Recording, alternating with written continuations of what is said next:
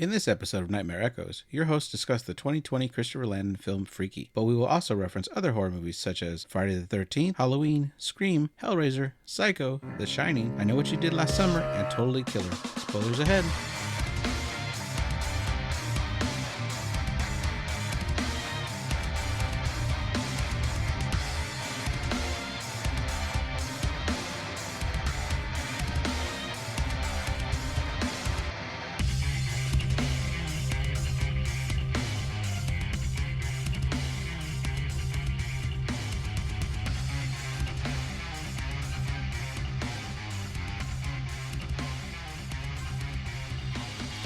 Hello, everybody. Welcome to Nightmare Echoes. I'm your host, Eleazar. I'm joined with co-host Margo. Margo, how's it going? Hello. Margo, what are you discussing today? I don't remember. Oh, Freaky. Freaky 2020. It's a Blumhouse Productions. It's rated R. It had a budget of $5 million. It grossed $18 million worldwide. Directed by Christopher Landon, who also did Happy Death Day and 4 of the Paranormal Activity movies. Huh. And it stars Vince Vaughn, who's from Dodgeball, the Psycho remake, and then 2000's movie The Cell. And then Catherine Newton, who I recently saw in Ant-Man and the Wasp, Quantumania. She was also in Paranormal Activity 4. Oh my gosh, I could not place her. Yes, yeah. Ant-Man. Yeah, she played the daughter. That's like the 4th Ant-Man daughter. Like they recast her every single movie. That's the one she was like in. But anyway, it was driving me crazy, and I didn't look it up. You know. Yeah. All right. Anything before we spoil this whole movie? Is there anything you want to say about it before we get into it? I don't know. No, I don't know. All right, well, let's just go into it then. All right, we open on Wednesday the 11th, and the film opens up a bunch of teens telling horror stories about the Blissfield Butcher, which is like an urban legend about this killer that goes around killing teenagers. It's really just, they believe just to keep teenagers in line. I think he always kills on homecoming for some reason. Right. Which is not super relevant, but Well, they made a big deal about saying it's not prom, I wonder if they were like saying, hey, we're not stealing prom nights movie concept. I guess. Maybe. But they're at like a mansion, and 2 of the teens go in to start looking for alcohol, and one of the teens' father's a big art collector. We see all these masks on the wall and weaponry and stuff. And then it sounds like this knife called Ladola calls out to one of the teenagers, and he can't figure out how to open it. But that's Isaac. Sandra's asking like, hey, are you going to help me? And he's like, not with that attitude. He walks away. He goes to find wine somewhere else. We notice as he's walking away that there's a mask missing from the wall. Mm-hmm. He goes down to the wine bottles. He gets scared. He drops one of them, this expensive wine bottle. He's all mad. Now he's blaming Sandra. Now he's got a bad attitude asking if she's going to help him, which I think is hilarious. Wink, wink. Right. And then our killer shows up. I mean, that didn't make any sense how you said it, but they were doing some teen biz. They're doing some teen biz. Oh, no. That's the other teens. Oh, what are you talking about? Oh, help him find the wine. Help him find the wine. I feel like the other guy said almost the exact same line. Oh, that comes in a second, though. Okay, well, anyway, continue. Yeah. The butcher grabs a wine bottle, shoves it down Isaac's throat. Yeah, that was pretty gross. Right? And then he pierces it. It's already shoved. He's already broke his neck because he shoved the wine bottle too far down. And then he snapped it and glass shards come out of his throat. Yeah, this part of the movie is like a classic slasher kind of vibe. Right. Although I was like, he just kills anybody any which way. He doesn't have like a special knife he uses. It's just like he's kind of like the Jackie Chan of murderers. He like uses his surroundings. Yeah, that's true. I would say that Jason Voorhees, he tries to make every kill different if possible. Oh, I didn't know that was. See, this is coming from somebody who does not watch horror. I didn't know that was a Jason thing. All right, sure. I'm going to point out a lot of references. It does seem like he's very Jason-y. He like wears a mask. Mm-hmm. He just seems to be. He just doesn't get killed. This is spoilers, I guess. Yeah. Well, we're going to spoil the whole thing. Okay. He's just like really strong, and that just seems to be it. Right. Yeah. Yeah. Well, then he goes after Sandra next. He smashes her head with a toilet lid repeatedly until, she dies. This is where we cut to the other 2 who are Evan and Ginny, and they're having sex on top of the car. And apparently Ginny's finished before Evan. Or she was taking too long or something. Yeah, well, she got bored. Who knows? Yeah, she says she's not an all-night drive-in. Yeah. It's just too funny. And so Evan's upset. As they walk into the tennis courts, the butcher grabs a racket, snaps it in half, and shoves it on both sides of his head to kill him. You're good. I don't think that's physically possible. I'm just gonna say that. Yeah. I mean, he's Okay. strong, but I don't know if he's that strong. I mean, he's played by Vince Vaughn, so Vince Vaughn is pretty big. He's a pretty big guy. Yeah, He's this is like, true. I looked it up. He's 6'5", but Yes. even so, I mean, man, I don't think you could have enough strength to ram 2 pieces of wood using separate arms. But whatever. Maybe Evan is an airhead, and that's what they're getting at here. Oh, okay. I think he plays Zach Morris's son in the new Saved by the Bell funny. series. Which Okay, is awesome. sure. So Ginny runs into the house, and the way the butcher breaks through the door is very much like Friday the 13th, the final chapter. Like if you put the image of Jason Voorhees busting through the door, it looks just like the same way he does it here. And then he grabs a spear, throws it against the wall, misses her barely. It just sticks there on the wall, which is important for later. She hides in the closet. He goes to the closet, and she's not there. And we find out that there was like a trap door, like a hidden room. Oh boy, I shook my head at this because I'm like, just stay there. Yeah, why'd she get out? He did not find her. Just Yeah. stay Why there. would you start The getting other out? thing is the room that she's in has a door to the outside. I'm like, just run outside, girl. Just Sure. run outside. But whatever. Interesting fact is that the house already, that closet already had a secret room behind that door when they found it. Yeah. And so they decided to write it into the movie. Oh, Which is pretty funny. neat. They didn't have to come up with it on the spot. But yeah, I agree. She came out for no reason. The parents honk the horn. She starts screaming for her parents, which lets the butcher know she's there. He grabs her, lifts her up, and puts her on the spear. Yeah. That he missed with again, earlier. wow. Yeah. He must lift. And that I spear is swear. strong. I mean, let's say, I mean, I'm pretty small. I would say I weigh like at least 115 pounds. Let's say she's equal. He picks her up 115 pounds and then smushes her with enough force to drive a spear through. Not even the sharp end of the spear. I don't know. I think it was a double-sided spear. Okay, well, in any case, I'm like, woof. Wow. Then when she hangs there, this is like Bob in the first Halloween movie. Yeah, okay. Bob hangs there from a knife, and then he tilts his head to the right and to the left, the way Michael Myers admires his artwork. So this is a callback to that, which I thought was pretty neat. Oh boy, all this got lost on me. I'll tell you what. No, you're good. I'm going to point them all out. I'm going to Okay, point great. them all out. And then the parents are complaining that Ginny better not have invited boys over. And when they see their body there and they scream, the camera pans and the knife's gone. The scream here mirrors how Casey Becker's parents in Scream when they found her, which is pretty interesting, except she was hung outside on a tree, not a decoration on a wall. And we get the title card, Freaky, and we see that it's Thursday the 12th. I wonder what that's building up to. I don't know. I couldn't tell you.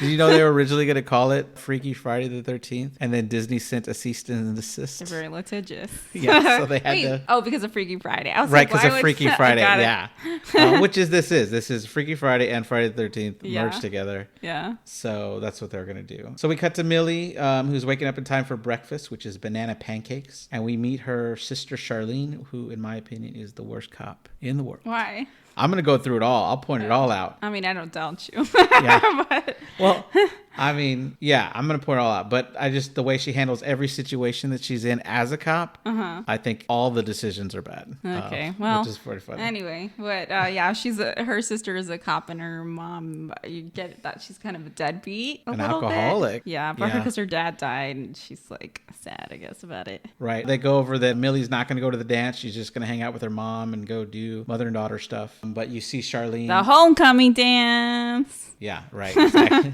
But you see Charlene see an empty bottle of wine in the trash, and you get the impression that, oh no, alcohol's a problem in this family. Then we see Millie walking through town square. This town square really reminded me like Back to the Future, the way the town square is set up. I thought that was kind of neat. She sees Mr. Daniels' dog, and that's when her two friends, Nyla and Joshua, pull Yeah, up. this is just a random dude that they show twice for some reason. Yeah, I mean, I think it's to show that It's just her interacting with people, I that guess. she's already interacted with. I think he it's has okay. a dog. He has a dog. Right, Josh was like, a "Hey, I doxy." love your black wiener, Mr. Yeah, Daniels." it's a dachshund. And Nyla looks at him like it's inappropriate. Also, she's very conservatively dressed. She's kind of like a nerd. Yeah. That's important for later. But Yeah. this is a very attractive woman who's probably in her mid-20s, but is playing a teenager. Yeah. And supposedly she's a nerd. Okay, sure. Yeah, that part's a little hard to believe because she is not unattractive, and they drive private home that the other boys in school wouldn't sleep with her. They wouldn't like they tease her, and I'm like, okay. Like, yeah, sure. I mean, yeah, she's wearing conservative outfits, but she's not dressed really ugly, and her hair is perfect. Exactly. Come on. Well, I would say her hair gets more perfect towards by the end of the movie. It's very nice and flowing. Well, we'll discuss this later, but continue. Yeah. And then when they're walking in school, Joshua makes sort of rape joke that was a little weird. Yeah, it was a little like, I don't know what that was about. Like he can't wait to get some of the boys drunk, and then they can start questioning their sexuality. Yeah, he's gay, and so he's trying to get them to. Right, and Nyla points out like, "Hey, that sounds rapey," and then he says he's okay with rape. I don't remember exactly what his word, but it was pretty much. I was like, "Oh no, that's not good." Yeah, he's like I don't have anybody in this town, so yeah, those are his choices. Yeah. Like, okay. Oh my gosh. And then we find out that Millie is attracted to a guy named Booker. Mm-hmm. He's a football player. Right. His last name is Strode, which is a reference to Halloween as well. Okay. Because Laurie Strode is the main character in Halloween. Mm-hmm. Millie and Nyla have a conversation here that's saying that Millie, since her dad died, she really hasn't done anything for herself. She just kind of hide away in the living room, and that she needs to like tackle life and live for herself. Mm-hmm. When Millie gets inside, she's instantly scared by a bully that's coming around barking at her, which will come back later. Oh yeah. Mm-hmm. Right. Oh, I want to point out a very weird detail at the beginning. So they do like a wake up scene, which is going to be like mirrored later, but she wakes up, takes her retainer out, fine, okay, but immediately she gives a little kiss to her poster. What was it? Panic at the Disco, I think. Okay. It's like so I mean, like, it's just like such a weird detail. I don't know. I don't think that's a normal thing to give a little kiss to your Panic at the Disco poster. Unless she's like crushing on the singer. But like, there's no listening to Panic at the Disco, no mention of Panic at the Disco, no like going to see a concert of Panic at the Disco. I'm like, is there just some writer on the staff just a really big fan? I don't know. But anyway, it could be very. I just found it weird, but continue. Then we meet some other teens. One's named Ryler, who is really into social media. She makes fun of her outfit. Mm-hmm. She says her mother must have got a discount at the store she works at. Mm-hmm. So we learned that her mom works at a clothing store, but that'll become important later too. And then we see Booker, who's the guy she has the hots for. Mm-hmm. We cut to shop class, and a boy is giving a project on the doghouse he made, and Millie's late for class. Mm-hmm. And the teacher, Mr. I don't remember. Mr. Bernardi. Absolutely don't remember anyone's name in this. Yeah, I took a lot of notes. I just watched it.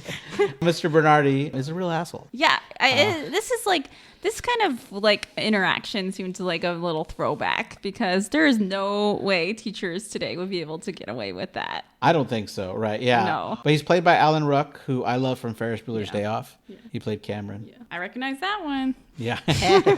She sits right next to Booker. Booker tells her this tip to always set her watch 5 minutes ahead. Mm-hmm. He says, it saves my ass like every time. Yeah. It also sets up that he's a nice boy. He is a nice guy. He's a nice boy. The other boys. Right. When Mr. Bernardi starts really abusing Millie verbally, he calls Mr. Bernardi a dick. This is a callback to Carrie. The teacher was making fun of Carrie, and Tommy defends Carrie by saying, you suck. Mm-hmm. And when the teacher asked him when the teacher asked Tommy what he said, he goes, oh, I said, aw, shucks. So it was pretty cool. I mean, I like all these little callbacks that they do. In shop class, suddenly everybody's phone rings to alert them that the Blissfield killer is back. Then their three friends, Nyla, Joshua, are together with Millie, and then Ryler is there. She's using the murders to try to gain clout on social media, and they think that they should cancel Homecoming, but they're saying that Homecoming is like Christmas around here, and there's no way they're canceling it because football is like a big deal to them. Mm-hmm. We cut to the football game. We find out that Millie is the mascot. She's a beaver. The football players make an inappropriate joke that the only beaver that no one would touch. Mm-hmm. I was like, what?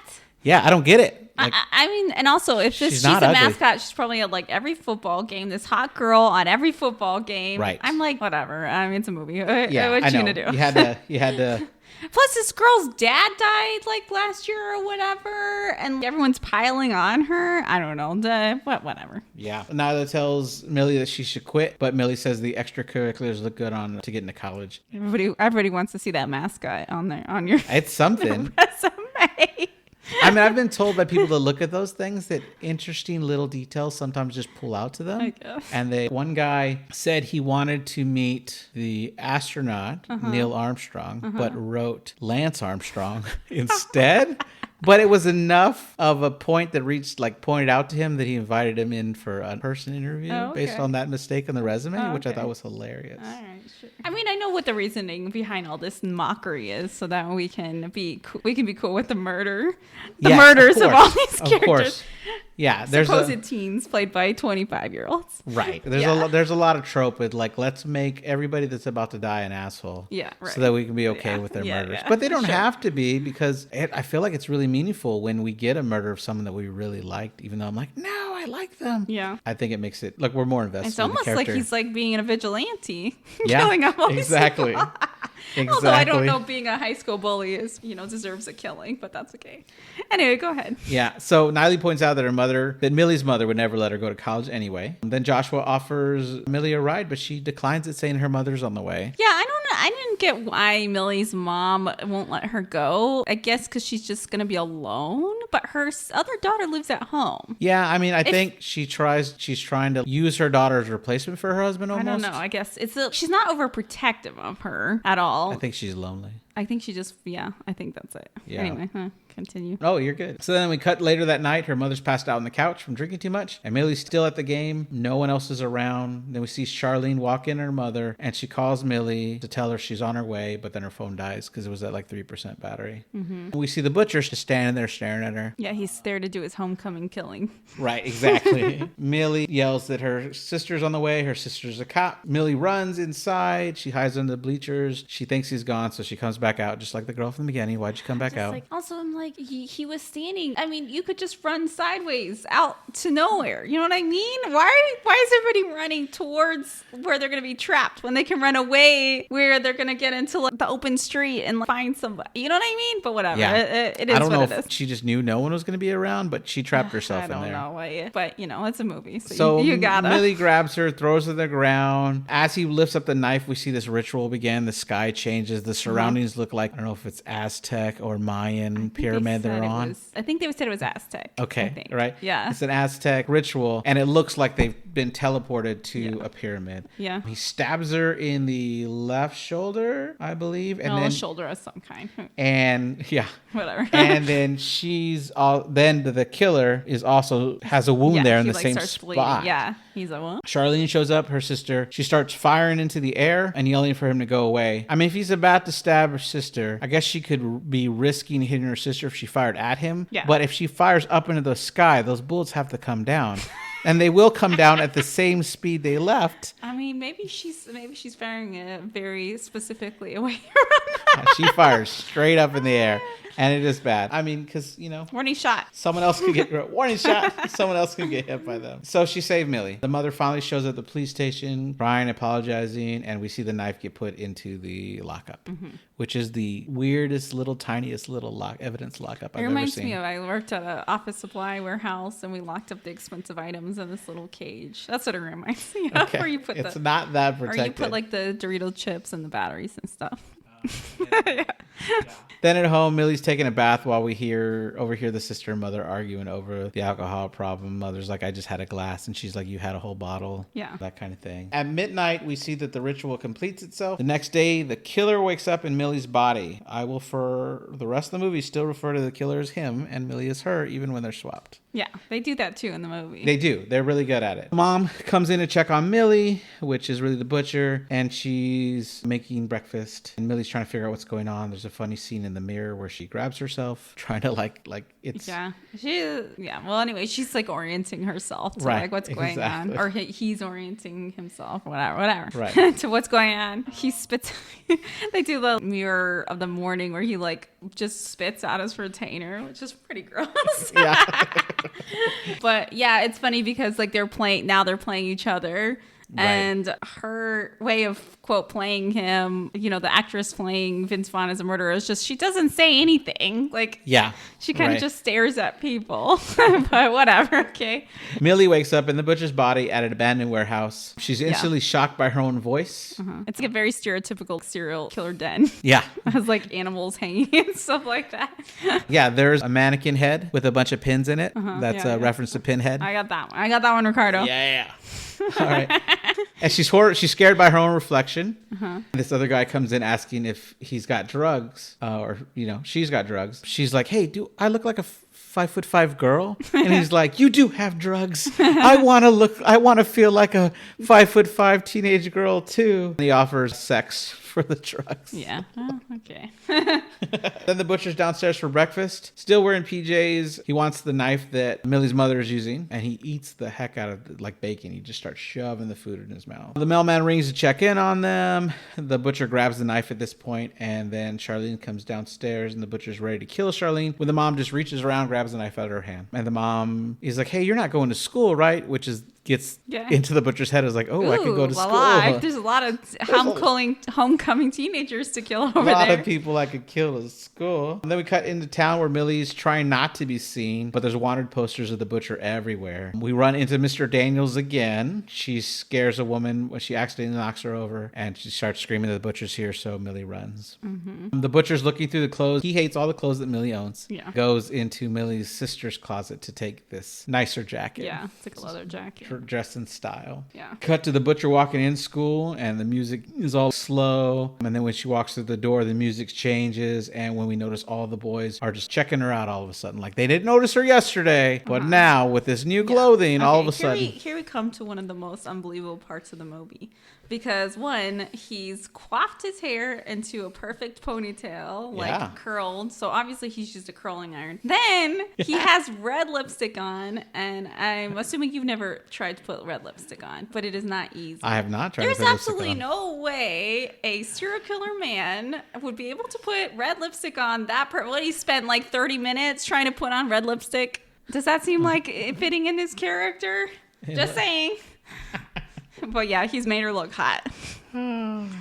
Yeah, unless he's the guy from Psycho who dresses up as a woman at night. He doesn't seem to be. He just wears a mask. That doesn't seem like some guy who cares about his appearance. Right. Joshua and Nyla try to talk to Millie, but the butcher has no idea who they are. And then Ryler pulls him aside to try to use her attack to gain her more social media cred. Mm-hmm. And he's really cotton on to the fact that nobody is scared of him, and he just can. Yeah. He just can go right up to anybody. Right. Riley takes the butcher to the girls' locker room, and then Riley mistakes the attention the killer's giving her as Millie being attracted to her. Mm-hmm. She tells her like, "Hey, I didn't come here to hook up with you. Mm-hmm. I want the details on what happened last night, or I'm out of here." Oh, she says she just needs to go to the bathroom, and she'll come back, and she better get the deets. Right. Yeah, there you go. There you go. Millie breaks into the locker room and is showering in the girls' locker room. Yes. So this is like a dumb line that I found funny, is that she says something like she smells like hot dog water or something. I don't know.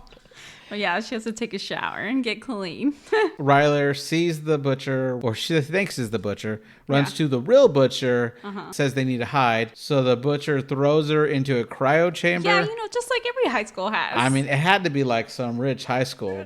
But you would think that the cryo chamber would have some kind of safety on them. Absolutely no way a cryo chamber meant for people would get so cold that it would kill you. But whatever, that's what happens. He cranks it up to like negative 150 degrees or whatever. Right. And she freezes to death. But I think at this point, is she realize? Well, no, she's attacking another young girl. I was like, at some point, she's going to realize, I can't really overpower anybody anymore. That's what Mr. Bernardi in a little bit. Okay. Yeah. Millie comes around, sees her in the cryo chamber, unhooks there's a crutch there that was holding her in place, pulls that out, opens it, asks, are you okay? And just touching her makes her fall out and shatters into a million pieces. Yeah. So she's not okay. Then there's an announcement overhead that they are canceling the homecoming dance. Just they wouldn't cancel the football game. Mm-hmm. And that's when Mr. Bernardi finds the butcher and tells him to get to class. The butcher gets in there, Booker cuts his finger, and the butcher licks the blood off. And Mr. Bernardi uses this as fuel to just keep picking on Millie some more. Mm-hmm. And so the butcher learns like, this guy is an asshole. Yeah. Nyla and Joshua are waiting for Millie at their hangout spot, but the real Millie shows up. Yeah. And says, "Don't freak out." They both scream and run. This whole chase scene is amazing. It's really funny. Millie finds out what it's like to get kicked in the balls. We get the line from the commercial: "You're black, I'm gay, we're so dead." Which I love that for like horror movie references. Nyla hits him with a mop. Joshua throws tater tots at him, or at her. Sorry, at her. Yeah. Millie's using a lid to swing to hold them back. Yeah, and Millie's realizing that she's hella strong, and Yes. that really it's fighting off two kids with, I mean, that is what it is. Yeah, and it is. a huge adult man fighting off two kids who are none too good at fighting. And anyway, but she keeps saying, what is she saying? Like, stop yelling or stop fighting or something like that. I think stop fighting. Stop Right. fighting. Stop fighting. Yeah. So she finally, when she gets them down on the ground, she starts doing the mascot dance, the beaver dance that she did before. Yeah. Which, in like the behind the scenes, Vince Vaughn and Catherine Newton really practiced together to get those moves exactly like the other one did it. And then she follows it up by the handshake that they do. Yeah, they had a secret friend handshake. Right. And then same thing, Vince Vaughn and Catherine Newton picked it up. Vince Vaughn said she was way better at it than she was. They also give her a line of questioning like, what's your favorite movie? And she says, I tell everybody it's Eternal Sunshine, but it's Pitch Perfect too. She had a Pitch Perfect 2 poster in her room. Yeah. Yeah. Well, that checks out. It does. There's other questions, but she reveals that her biggest crush is Booker Hooker, which it's Booker Strode. Yeah, I don't know why she calls him Booker Hooker. Was that a callback? I don't know, because I did not get that. We cut to Mila finding out what it's like to pee standing up. Mm-hmm. She's shaking that thing everywhere. She's having so much fun doing it. How convenient. Just saying. Very convenient. It's convenient. She knows how to... No, I'm saying it would be very convenient. Oh, to stand up and pee. Yeah, I got it. I got it. They learned that Millie tells them about Ladola. Mm-hmm. Josh was able to just look it up on the internet. Mm-hmm. Yeah, why not? Right. So they bring it to the Spanish teacher who, eventually translates it for them, let them know that they have 24 hours before it's permanente.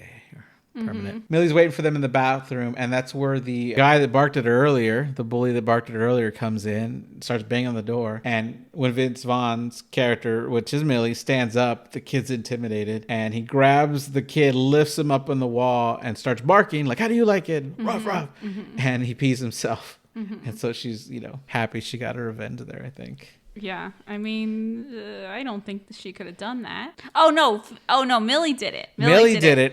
That's in Vince Vaughn's body. Vince Vaughn is very strong, I guess. Right. Yeah.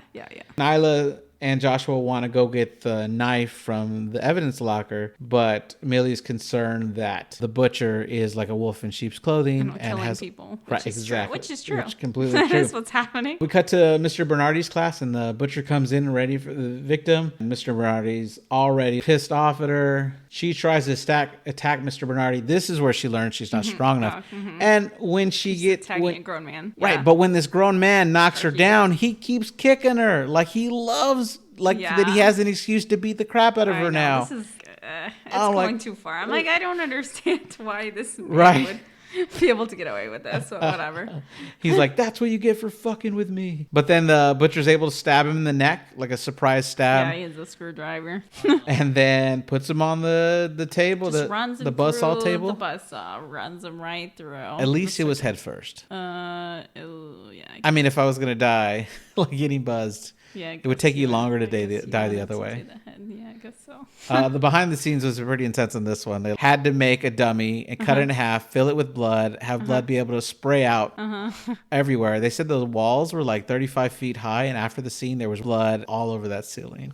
Like it just gone everywhere, which is pretty crazy. But we get a whole body cut in half. The cops show up to the school, and that's when the butcher realizes that he could walk right by the cops and no one cares. Mm-hmm. And then, of course, the trio run into the butcher, and the butcher uses her strengths that she does have as a teenage girl and screams for the cop, which sends the cops coming back, and then the trio have to run out, and they get in Joshua's car and drive away. And, her sister sees them. Yeah, she hears it on the radio. Yeah. I was going to say that she sees the two friends with the butcher, supposedly, which is who's really Millie, and driving off. And there's a car chase. And then we get to the store, which we find out Millie's mom works at. Yeah, they're using the parking lot as to hide in. Although, I guess she does track them right to the parking lot. She does. And, she knows what car they're driving. Yeah. So, and then she knows what store they went into because of that. Yeah, so she wasn't that good of a plan, but whatever.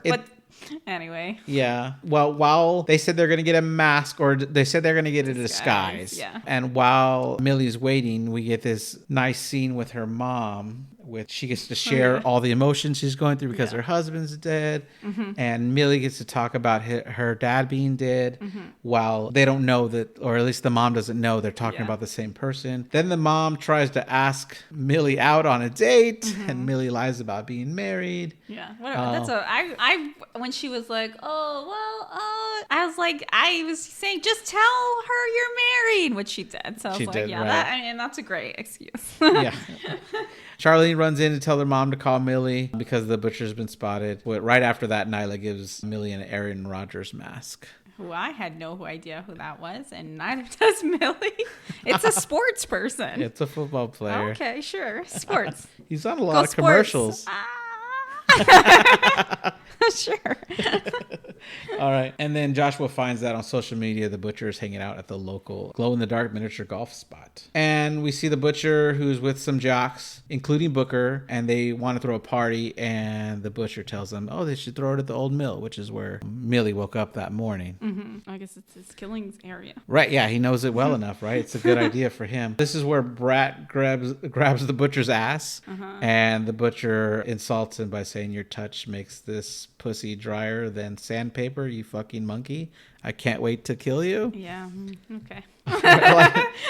And then the butcher walks to the back room. He gives Booker a look, which tells Booker to follow her. I guess at this point, Booker doesn't know that Millie is into him or anything, so it's not like him following who he thinks is her. Yeah, I mean, he thinks it's Millie. I think anyway. I think it doesn't matter. But later on, I mean, this is jumping ahead, but it finds out he likes her too. So. He does like her too. So anyway. he would have reason to follow her. Right. I forget that it's actually he thinks it's Millie. Yeah, he thinks it's Millie. So the trio arrives. Nyla splits off to go find the butcher. Millie and Joshua see Booker on the monitors, and then they both split up, armed with the smallest golf clubs. They grab the little ones for like the 4-year-olds.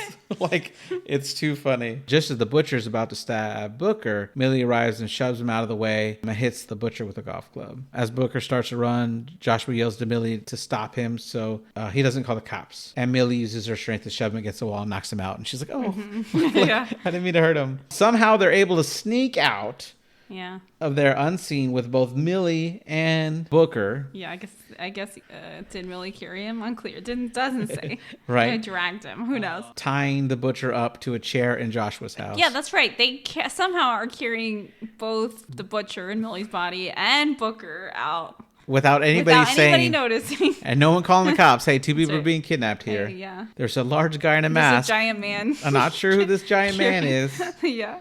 Anyway, whatever. And then we have a funny scene here where Booker wakes up and they're trying to convince Booker that Millie is Millie. They've tied Butcher up onto a chair. So yes, right. But Butcher's trying to say, it's me, Booker, it's me. Booker wakes up. And then Millie's like, have I ever dressed like that? I mean, ever? And it's pretty funny. She convinces Booker by reciting a poem that she had put in her locker a few weeks before. Yeah, she wrote him a love poem or whatever and slipped it into his locker. Right. And then the butcher says, you sad fucking C word that I don't even want to say. Yeah, don't say it. They gag her for saying that evil word. Or gag him. He calls her a coward for doing that. And gags him when he says that word. Yeah. Then they plan to go recover the dagger. Booker finally understands. He goes, what about her? To which Nyla yells pronouns, which I thought was hilarious. He's gotta, he's new to the idea that they're switched bodies, so he's still trying to get used to it. When Joshua is elected to keep watch. At the police station, Nyla decides to go in alone to recover Ladola. She tells Charlene the butcher's outside. Millie tells Booker that she feels empowered being in the butcher's body. She kind of feels invincible. Nyla is saying that the reason why they were in the car with the butcher was he had kidnapped them or whatever. Right. And she's escaped. He's outside. He's outside. Right. And then in the car, Millie and Booker are able to have a weird, this is so weird, very weird but touching scene. Where he goes to sit back with her in the back of the car, and they do share their first kiss. Basically Booker's like, I liked you too. I was happy to find out that you wrote that poem. Right. And then he wants to kiss her for some reason. I'm like, maybe wait. I don't Maybe know. wait a little bit. I don't know.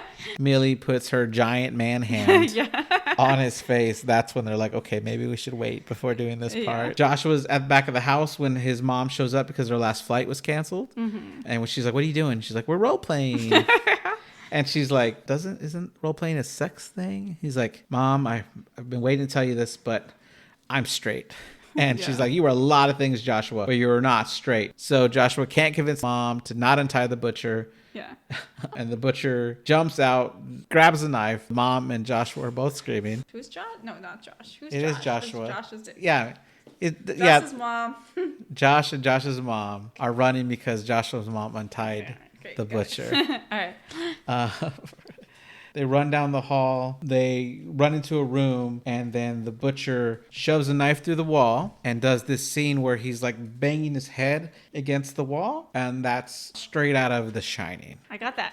You did get that. Nice. That Nice. I also, as soon as he was holding the door shut, I'm like, you're going to get a knife stab next to your head. Yeah, exactly. Okay, so at the police station, Charlene comes back saying she doesn't see the butcher anywhere. She sees that Nyla has taken her keys and gotten the knife out of lockup, and now she's holding the gun out on a minor. I thought that was a little she's your sister's friend. Maybe talk to her. What do you think is happening? I mean, Ask I'm her. just thinking, what do you think could possibly be happening? Right, and we know that she's quick to shoot that gun, so I'm a little worried that she's going to shoot Nyla. Yeah, the worst case scenario, this teenager is going to try to stab you with some knife. I mean, Yeah. Yeah, but okay.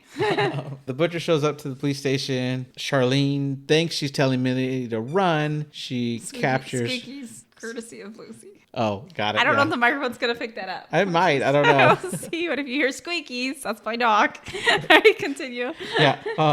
So the butcher comes in and Millie comes in. And so the gun changes to be pointed at Millie. And she tells the butcher to run, thinking she's telling Millie to run. Mm-hmm. And the moment she sees the butcher, she shoots and then tells him to freeze, which it's a her, but she doesn't know that, which you can't do legally if someone's not attacking you or if you're not in harm. The moment you see someone's face does not allow you to trigger, to shoot at them. There's a lot of things happening in this movie that don't make sense. Sure. Then we see Joshua's outside. He thinks it's Charlene because it's Charlene's cop car, but the butcher almost runs him over. He jumps out of the way.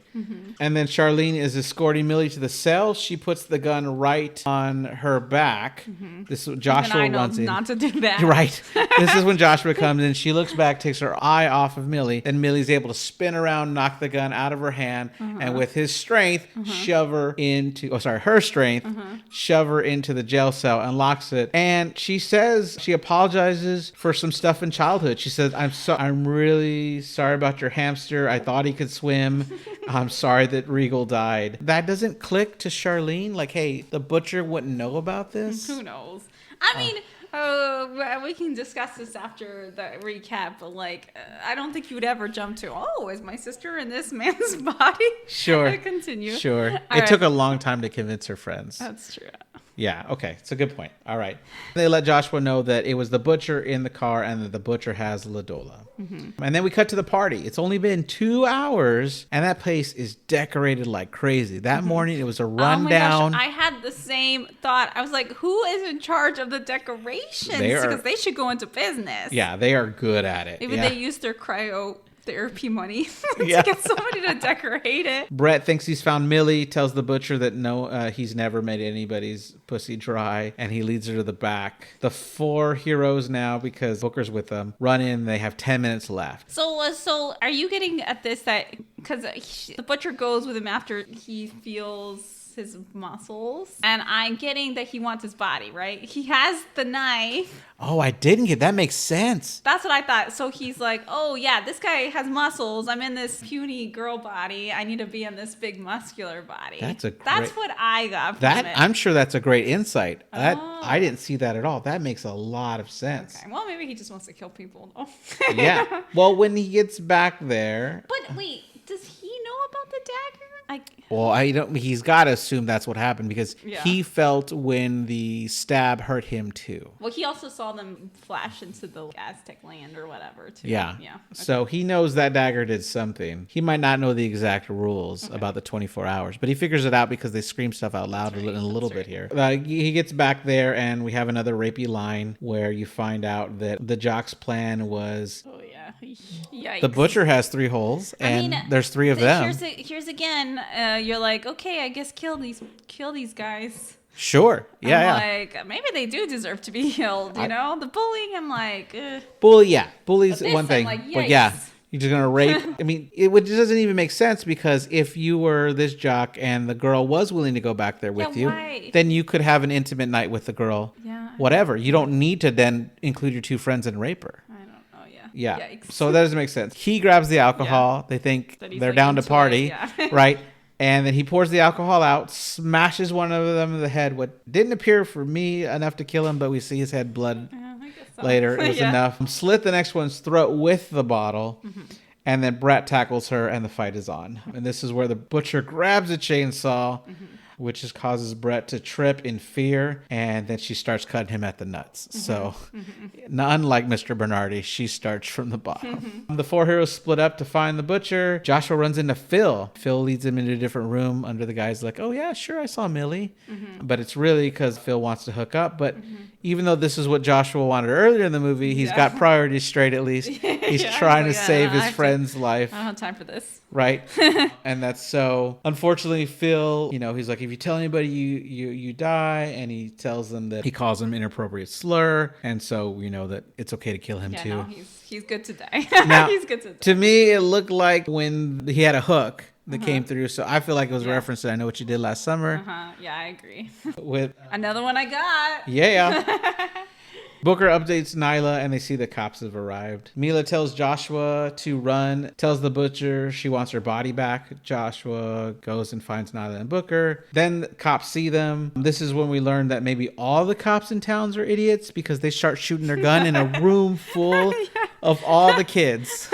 They just start firing their guns, which does clear the place out. But they could have killed somebody. They don't know that no one's on the second story. Imagine? Oh my gosh.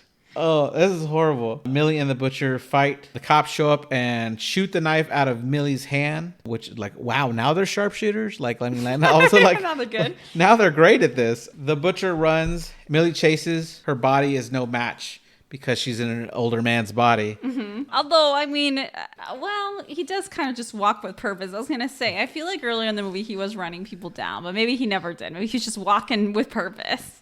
Yeah. Well, that's kind of all our slashers. They walk slowly, but always seem to find people. Well, if you're, I guess. If you I've heard reports of people that have been attacked that say that when they're in fear, that their legs, even though their brain's fully aware of what's going on and what they should do, their body doesn't always match. And so when people do fall over in horror movies, it can be legit because they're scared to their body doesn't know what to do. Also, if you're running really fast to nowhere, right? They're trapped in the house. You might as well follow them at the leisurely pace, right? If I trapped you in the back bedroom and there's nowhere for you to go, so I might as well casually follow. I don't care how fast you ran. Like, all right, well, I'll be there eventually. See ya. If you don't hear from me, guys, she trapped me in the back bedroom. No, I don't think that's a bro. Kidding. I don't think you have to worry about that. All right. Okay, so Millie can't catch up. But then we see Joshua and Nyla run in. Nyla makes it to the butcher first, tackling him to the floor. Nyla and Joshua both hold the butcher down, ready to strike, but that's when the alarm on her watch goes off and they say we're out of time, and the butcher's like excited because he's like, all right, does that mean I'm in this body forever? And then we get a flashback to Booker telling Millie. Although I don't know why he's happy, but I guess just because he won. I mean, he gets to stay in that body. I know, but why does he want to? I mean, I guess he doesn't want back in his old body. Because the cops aren't looking for him. That's true. And they might think he could stop for a little bit, let things cool down. That's true. And they would think they've caught the butcher. That's true. Yeah, so we cut to the scene earlier where Booker tells her to always set her watch 5 minutes ahead. That lets her know that... There was also like the town bell or something didn't ring. That's right. So they realized, wait a minute. Yeah. It's actually not midnight or whatever. Yeah, I got that on the second view. And on the first view, and I was like, what are they talking about? What bell? I was like, is there a bell in the ritual? I don't remember them mentioning a bell. I don't don't remember Right. there being a bell. There must have been, because they're all like, wait, where's the bell? Yeah. So I don't know, but whatever. Maybe Yeah. it rang when the ritual happened at midnight the first time. Oh, it must have. Right? It And must so have. we're And we just supposed to thought that know. it was like the sound of the What? ritual. Who would ring a bell at midnight for the whole town to hear? People sleep at Doesn't midnight. make sense, but you know, it is what Right. it is. Okay. So then, now that we know this, they continue to hold the butcher down. Millie stabs him again. The ritual happens. They reverse themselves. Yeah. Nyla asks Millie who her favorite athlete is, and she replies that she hates sports. Booker and the two cops arrive, who yell freeze. Then Joshua says, shoot that motherfucker. And the cops do it. They just take orders from a teenage boy. They're like, okay, but Oh, sure, why not? he told us to shoot him, Judge. Okay. We that's the boy said, so we listened to him. We're Yeah, supposed to why shoot not? him. I mean, maybe they recognized it was the butcher. Yeah, I know. But, but I don't know. Then the bell tolls. Then we see the trio sitting in the ambulance when Booker comes, and they leave Millie alone with Booker. They get to compare the hand sizes again, Yeah, see now if it's this just is small going to work. hands. So they have their real kiss. And as they kiss, Nyla and Joshua are like catcalling them, like, woohoo, yeah, go for it. Which is pretty funny. We cut to the ambulance transporting the butcher, and he pulls the pulse ox off his finger. Well, they're commenting they don't think he's gonna make it, but then And the ambulance driver's okay with that. yeah, 'cause like, he's a killer. But anyway, so yeah, but the pulse ox gets off his finger, which makes them think his heart is stopped. yeah, right. But Which I don't think that's how that works. no, no. And then we see Mom and Millie are cuddling in the bed. They're I just want to pause and say, Yeah, sure. okay, so he's not dead, all right? Right. But he has been shot multiple times. Sure. But he's just, well, we'll see in a second. This is jumping ahead again, but he's still going. Yeah. Like, man. Well, I wouldn't doubt that even in a little bit when we see him die, that it wouldn't stop them from making a part 2 if they wanted, where he's he just keeps magically coming alive. back. That's how these This things is like work. a Jason. That yeah, copy and that. Michael Myers, All like he right. shot a bunch, then he just vanishes. Yeah. He's Okay. alive. Anyway, go ahead. So Oh, you're she's good. cuddling with her mom. Right. Yeah. I So we think lost. everything's good. Her mom. That's where we are. And her Yeah. mom told her it's okay to go away to college. I guess the dressing room combo. It really paid off. Yeah. We see Millie walk in the house later, and she notices the back door's open. She closes it. We know it's already too late, but she thinks that Charlene did it, so she yells for Charlene, like, hey, you forgot to close the door. But Charlene doesn't answer. Then we see the butcher's right behind Millie. Grabs her by the hair, puts a massive knife against her throat. That's where Charlene arrives, yells freeze. This time she doesn't. Just start with Start with freeze. But then she does pull the trigger, and it just clicks. Now, Yeah. I don't know how experienced she is with the gun. There's a weight difference between a gun that is completely a magazine of 14 or 15 I 100% bullets. agree with that. The other thing is, I'm way like, heavier. what did the butcher find her gun? So this is what they, because Yes. he has the bullets. I'm like, he finds her gun, he empties the clip, then he puts it back. Why doesn't he just take the loaded gun? Right, he could have kept it. It didn't, you're right. That doesn't make sense. Just like he's just like, this is a fun joke. I'm gonna play. Right. Whatever. Gotcha. But yeah. That's awesome. All right, so the mom comes in, hits the butcher over the head with her wine bottle. Finally, the wine's good for something. Yeah. And now all three of them get into Yeah. a fight with the butcher. Yeah. The butcher takes Charlene and the mom down. Millie comes over with a knife, but she's stopped before stabbing him. He tells her to keep coming, and then he stops her. He's like encouraging, like, you could be a killer. Yeah. But then when she goes for it, he stops her. He tells her he knows what it's like to be in her body and that she's weak. He headbutts her, knocks her to the ground, and that's when Millie says she learned something by being in his body too, and kicks him right in the balls. Then all three are back in the fight. A chair is broken over his body. Millie grabs one of the legs that broke and shoves it in Yeah, his back, spears him. and then all of a sudden kicks- learn kicks karate. Yeah, And she's just really does, good at like- kicking all of a sudden. 'Cause Yeah. I think you could have given me 20 tries and I would not have been able to kick It is hard to nail a target like that, and Oh, especially under pressure. I believe you because I don't think I could have done it. So she shoves it right through him, and the movie ends by saying, "I'm a fucking piece." Yeah, I Like- don't know. Did somebody say that? I think it was a callback, but I don't remember. Oh, I think somebody yelled at him, but she didn't hear. I don't know. I think it was a callback. I just don't remember from what. Yeah, I don't either. I didn't get the reference, but then we get the credits. Yeah. Anything else you wanted to say about it? Should we do? What did you think about the movie? And all in all, I thought it was funny. Yeah. I liked it. I think the flaws were just funny to joke at. It's a comedy. Yeah. You have to overlook it. But I mean, I had a fun time watching it. I actually watched this with my 9-year-old when he was sick, and he had a good time watching it. So I thought it was pretty good. I thought it was a little bit too long. Oh, really? What's the full runtime? It's just like it just felt long. Like there was just like, I feel like there were scenes that just didn't need to be there. Like the whole thing about going to ask the Spanish teacher. I'm like, why? Why don't you just read the translation off the internet or whatever? Oh, if they found it already. Yeah, it was an hour and 42 I don't know. minutes. It's just like, I think you could have cut 15 minutes off this movie. It's just like, I liked Vince Vaughn in it. I thought he was really funny. Oh, yeah. I think he like stole the show in how well he... Yeah, I think the jokes were like vulgar, but for no reason. That's true. This is like maybe like a horror movie kind of trope, but I'm just like, why? You know? Yeah. Yeah, but otherwise it was a fun movie. So I know you haven't seen Happy Death Day yet. Yeah. But Christopher Landon, the director here, said that he wanted to do a crossover where this main character from Freaky and the main character from Happy Death Day have a crossover movie. Oh. But something happened, like some movie down the road didn't make enough money and it didn't convince the studio to make it happen. So that has just been cool. I love crossovers. I'm a sucker for them. Yeah. So that'd be pretty cool. Yeah. But I didn't dislike it. I thought it was a fun movie. Yeah. But compared to, I don't know what order you're going to put these out or whatever, Sure. but compared to the other movie we just watched, Totally Killer. Totally Killer. Yeah. So We'll cover that next time. so they also have like some raunchy jokes, but to me it like fit better than this one, which I feel like it was just like, okay. I think, the premise of that one, which we'll get into when we cover that one, is more of commentary on the 80s and how as a culture we've evolved. Yeah. Because in the 80s, all those jokes were acceptable. Yeah, Even the women in the 80s thought they were all okay. Yeah, exactly. Whereas in this one, I'm like, okay. I mean, it's just to be kind of provocative, I guess, is the point of the joke. I don't know. But anyway, but it was cute overall, and it was funny. And as somebody who gets scared very easily, it was not scary. And I don't mind gore, so that didn't bother me. Good. All right. Cool. All right. Well, thanks, guys, for listening, and we'll hope you listen next time. Bye. Bye.